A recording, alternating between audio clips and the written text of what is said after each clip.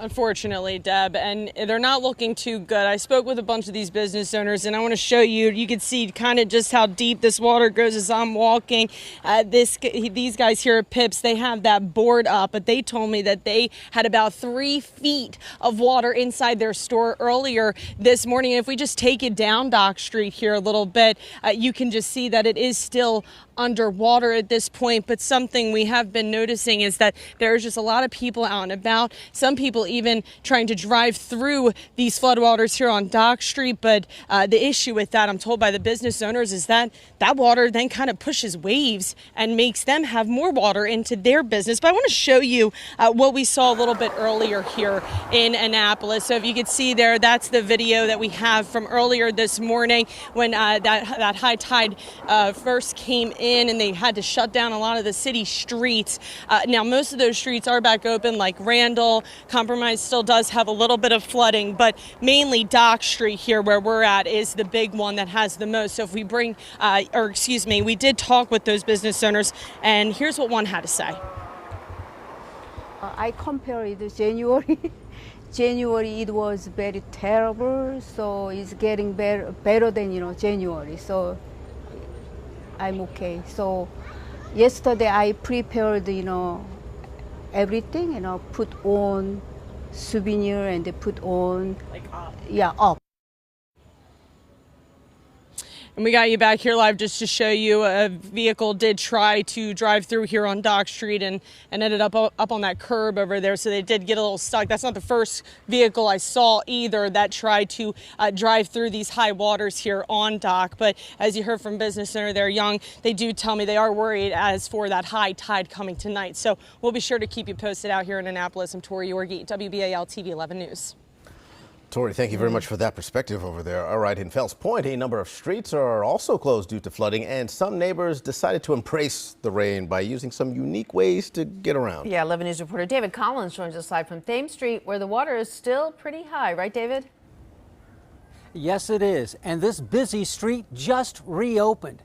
Now, the water came up pretty far, as you can tell by all this debris. But before it receded somewhat, we saw people swimming in the middle of the street and paddleboarding.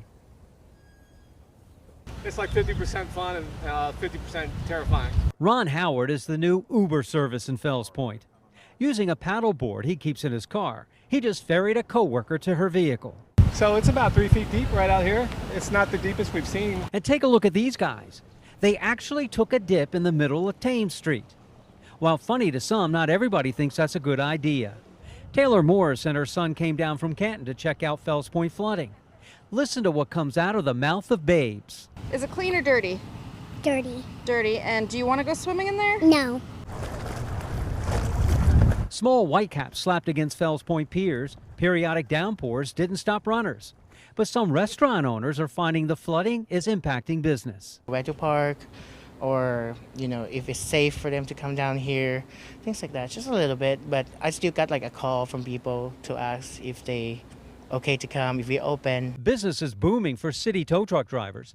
They consider moving vehicles out of harm's way a public service. We stay productive, trucks stay running all day from start to finish, 6 in the morning until.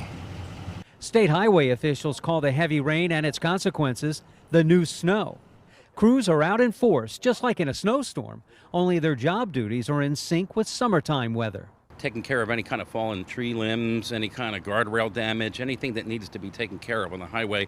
Putting up high water signs, do not cross. Some of our trucks will literally block a road if it's a lot of water. The city offered free parking at some of its garages for a list and the latest on road closures statewide by SHA. Visit our website at WBALTV.com. Reporting live from Fells Point, David Collins, WBAL TV 11 News. All right, David, thank you. Well, eastern Baltimore County also experienced flooding today. Yeah, it also happened along the shoreline. 11 News reporter Barry Sims is live in Boley's quarters with the latest there. Barry. Well, the floodwater has receded in this area, but the Susquehanna Avenue still remains closed. Earlier today, some Boley's Quarters residents were stuck on the roadway for hours. The emergency calls did not stop as Boley's Quarters neighbors braced for and endured the wind and heavy rain.